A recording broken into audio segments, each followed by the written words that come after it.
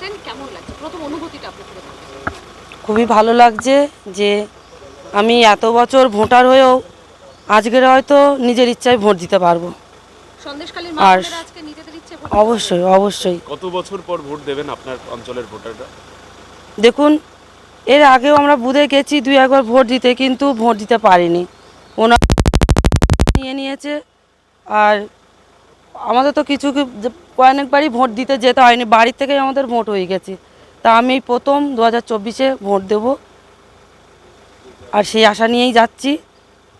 আমরা ভোট দেবো, আর সেটা আমাদের নিজেদের স্বাধীনতা মতো। কতটা কনফিডেন্ট আজকে, কতটা আত্মবিশ্বাস আপনার কাছে? দেখুন, প্রচণ্ডভাবে আনন্দিত যে আজকের নিজের ইচ্ছা মতো ভোট দিতে পারবো।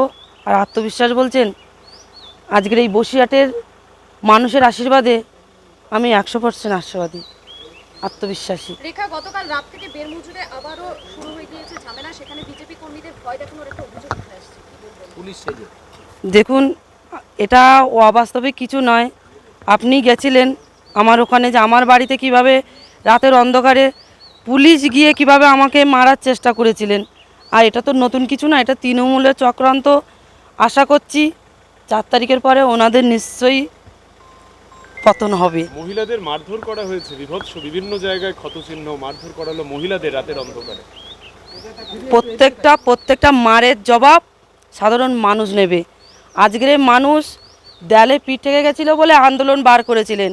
আর এই বিজেপি পার্টির থেকে সাহায্য করেছে বলে এই বিজেপি পার্টিকে নিয়ে নানান রকমভাবে আমাদেরকে অসম্মান করার চেষ্টা, আর এই আন্দোলনকে অসম্মান করার জন্য এই তৃণমূল বাহিনীরা আজকে যেভাবে উঠে পড়ে লেগেছে, তার জন্য একটাই কথা বলবো, যে অত্যাচার করছে আর আমার মা বোনেরা যে অত্যাচার সইছে, তার জবাব অবশ্যই দেবে। তার জন্য প্রস্তুতি, আপনারা সাথে থাকুন, অবশ্যই আপনারা দেখতে পাবেন। বসিরহাটের মানুষ যারা আজকে ভোট দেবেন তাদের উদ্দেশ্যে আপনি কি বলবেন?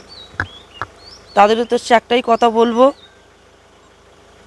তেনারা ভোট দেবেন, কিন্তু কোনো শেখ শাহজাহানকে নয়, কোনো শিবু হাজরা, উত্তম সর্দারকে নয়।